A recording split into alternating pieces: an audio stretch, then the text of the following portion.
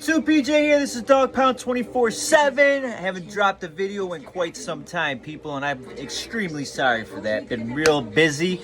We have been re-renovating the house, remodeling. We gutted it pretty much, and we put some work in on it. And we are just about done. As you can see, I'm down here in the man cave. This is where me and the wife have been staying during this whole process, and it's about over, people. Thank God. All right, people. Sorry, I got a video finally for you, and I think you guys are going to enjoy this video, okay? For those people that do not know me, I did 6 years in the New York State prison system. Back when I was younger, I ran wild. I got in a lot of shit. Well, today I grew up, okay? I mean, several years ago I grew up. I got a wife, kids, the house, good job. People, just when you think that life can't get any better and you can never get out of a rut, you can, people. It takes a lot of hard work and dedication, okay? And it takes a while to rebuild those bridges with your loved ones, family, friends, and all of that, okay? I did it, and life is good today. So, anyway, I got a prison story for you today, and I've always wanted to drop this video, but I wasn't sure if I was ever going to, because I didn't want people to sit there, oh, he's full of shit, oh, yeah, okay, whatever. People, I swear on my kids, all right? I'm not, everything I tell you is 100% honest. I'm not here to feed you guys bullshit, all right? It's true, all right? What I'm about to share with you today, all right? For all you guys know, some of you may not know, but do your homework if you would like, okay? I met none other than Arthur Shawcross, all right? I met him back on a medical trip, and I will get into all that in a second, but I was going on a medical trip because when I was in prison, I played softball, basketball. You know, that's what I do to pass my time. If I'm not doing that, I'm gambling, this and that. That's how I pass my time in the prison system. You know, I always stayed busy, all right? So anyway, I was playing softball one day. I was sliding into second base, and I I just crushed my shoulder, all right? I crushed it. I had to get a couple different surgeries on it, and it was twisted, all right? And it was just horrible. But anyway, I had to go on a medical trip, all right? Medical trips in the New York State prison system are not fun, people. They are horrible. You can't bring nothing with you, and if you got to travel, you're going to be gone several days. It's gross. You can't shower on these trips. You can't do nothing. You're wearing one set of clothing. The only thing you can bring with you on a medical trip is a toothbrush and a few change of whites or whatever. I mean, I think that's what it was. But anyway, you ain't bringing no belongings, all that good stuff, nothing like that. So I had to go on this trip, and long story short, I'm going down. See, people, right here. Here's Albany. Here's me. This is Albany Medical right here, all right, people? I had to go all the way. I stopped overnight at Clinton Annex, all right? We stayed there. Left there early in the morning. I had to go pick up several other inmates that were going to Albany Medical. So I ended up going all the way down to Sullivan, which is going down towards New York City. Then back up to Albany Medical. All right, I was on a bus pretty much all day, it seemed like. It's just horrible. You're in a black box. I made a bus about prison transfers before explaining transporting in the New York State prison system. So go back, look at my videos if you want to know all about that good shit. You wear a black box, handcuffs, shackles, chain around the waist, black box. You're like this. It's horrible. Pathetic, people. But anyway, that's besides the point. That's not what this video is about, people. Anyway, we get to Sullivan Correction Facility, and you don't get off the bus when you're picking up other inmates. So we're sitting there about 10 minutes. I see out the window, you know, there's a couple guys coming. I'm standing because the windows are way up here on the bus. They're not down here. So when you're sitting, you're looking at steel. You got to stand up. So I stand up. I see the two inmates coming. Two inmates came, all right? So I'm sitting up, about to sit back down. The guy gets on. Big guy, old guy, all right? And, you know, big, fat, washed up old guy. And sure enough, dude, I started making small talk with him. I did not know who this was at first, all right? I met none other than Arthur Shawcross, people, the notorious Rochester serial killer from the 90s, early 90s, all right, people. He was going around Rochester killing prostitutes up and down Lyle Avenue. He was taking their bodies and he was dumping them along the good old Genesee River, people. That's exactly what this guy was doing. He was a sick mofo, and he was doing crazy things to these bodies, and you can only imagine, all right? So I'm not gonna get into all that. If you want to know about this guy, he's on Netflix. He's on a movie on Netflix. So type in serial killers on Netflix, and you'll see on there a story about Arthur Shawcross, or you can even YouTube him, Google him, read about him. He's pretty victorious, all right? He's one of the top in the whole country. So, but anyway, I didn't know this at the time. The guy got on. I don't remember how it was because this was years ago, but we got on. He found out I was from Rochester. I found out he was from Rochester. And we started doing small talk, this and that. He was asking me questions because he said he's been down for a very long time, people. And he just started asking me questions about Rochester, things that changed, this and that. We're talking for a good old 10 minutes, all right? But he's sitting kind of, his back is to me, all right? I'm a couple seats back on the bus. So I can't see his name tag or DIN number or nothing like that at the time. So we get to Albany Medical. We get put in this room. It's like a real tiny ass room. It's like it's like a size of a cell. 10 feet by 8 feet. It's small. So anyway, we get in there. There's benches in there. We sit down on these benches, and I shit you not, people. He sits down. I go and sit down on the other side of him. And then when you're in the prison system, people, like I said, we wear these name tags. It's got your name and DIN number on it. The DIN number, like mine was 07B1095. The first two are the year that you first came up. Started your bid. Mine was 07. I went up in 07. All right, I can't remember exactly. It was like a 95, 94, somewhere in there, 93, 92, something like that. It was something. I mean, it was old. I'm like, holy shit, this guy's... So as soon as I got to his name on the name tag, my mouth hit the fucking floor, people. Sorry about the language, but I was floored. I said, holy shit, because I've always known about this guy. I've watched many things, read books on him. This guy... I couldn't believe it, Pete. I couldn't believe it. I was sitting next to none other than Arthur Shawcross, the guy that was going around killing these women. Floored, people.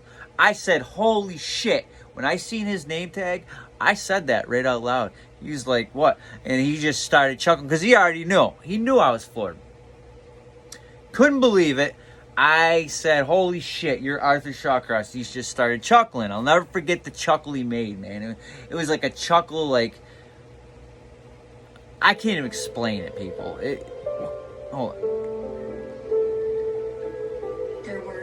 Orange and cream, very good stuff.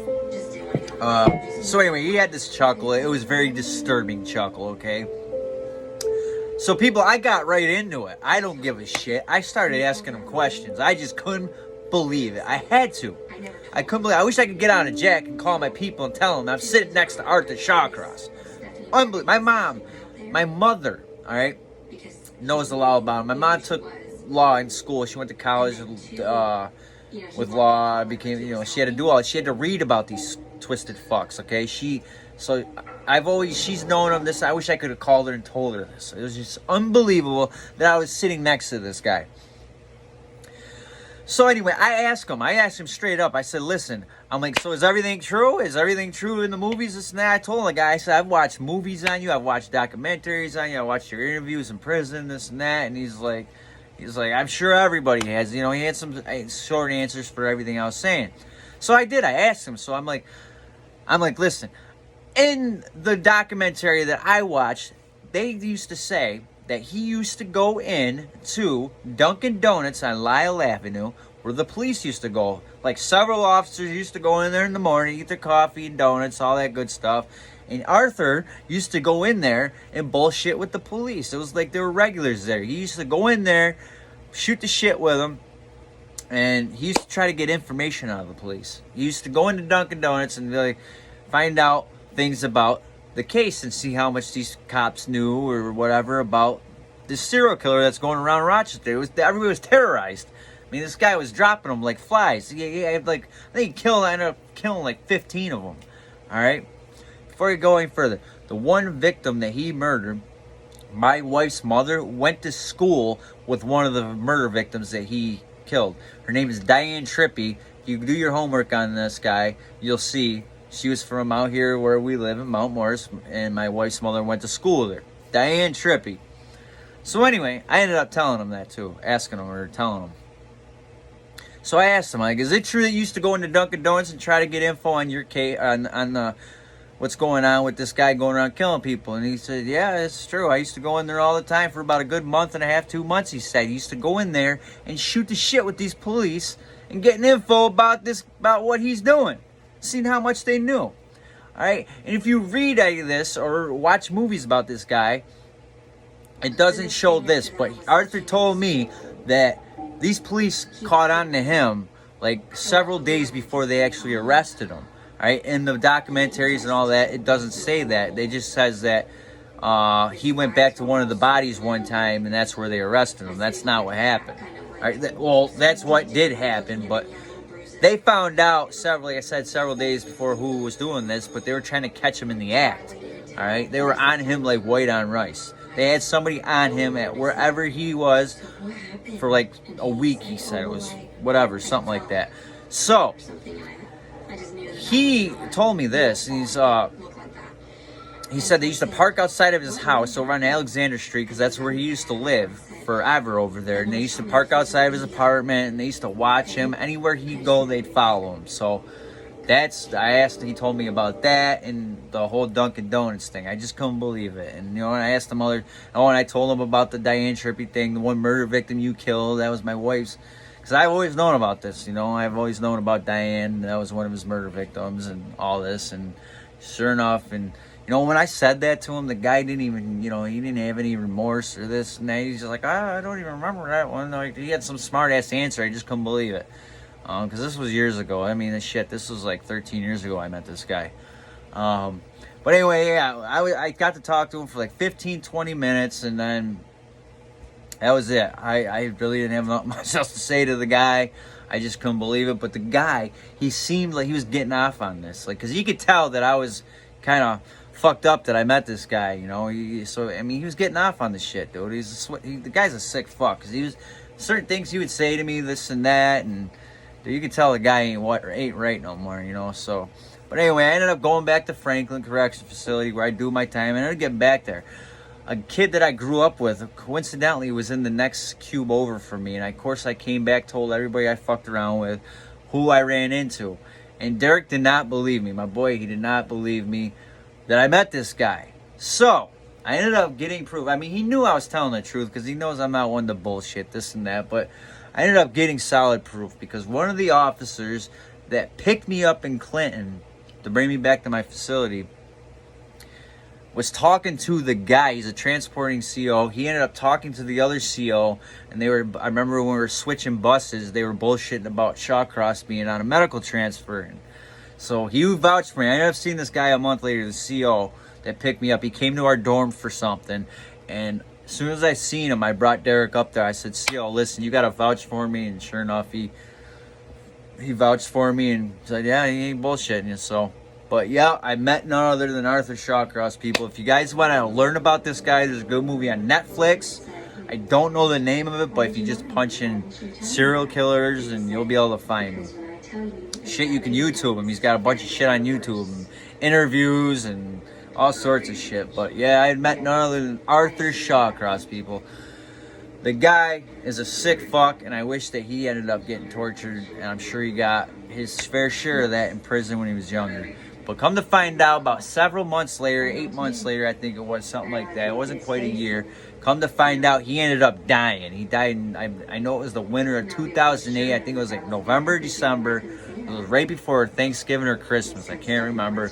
He ended up dying, finally croaked. He kicked the bucket. But yep, met Arthur. I wanted to share this video with you people.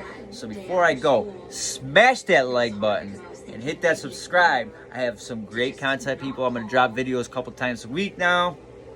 And hopefully by the next video, maybe not, I'll drop a couple more before, and I'll be upstairs, all right, in a nice new house. And people, help me with this channel, people. Let's get this popping. I'm going to be dropping more videos now, a couple a week. I'll have time. The remodel is done. And I have a lot of content for you people. My content, I hope, can help the next person that might be doing a bid or that has family or loved ones, friends, or whatever that's currently incarcerated. And these videos will help and give you an idea what your loved ones may be going through. Or if you're going to do a bid, you'll know what you're going to be doing and what to do, what not to do. I can help you with anything. If you have questions, leave them in the comments below and I will answer your questions ASAP. People, hit that subscribe, smash that like button. I have a next video for you coming in the next couple days. So people, be safe. Stay away from the corona. It's killing not killing everybody, but it's killing quite a few people. But this shit is doubling overnight, people. Stay home. Stay quarantine yourself. Don't leave unless you really have to. Because this is how the shit is spreading, people. Let's be smart. I'm watching the news, people, and these people are down at the beach. Alright? Beaches were flooded. I couldn't believe it when this is going on. What are you guys doing? Stay home. Let's get this shit over with, man. We have no sports. We have nothing. People are getting sick. Our kids are out of school. Like, this shit is not normal, people. So let's get through this together. I'm going to be dropping mad content for you people. Hit that subscribe. Smash that like button. Holla at your boy. See ya.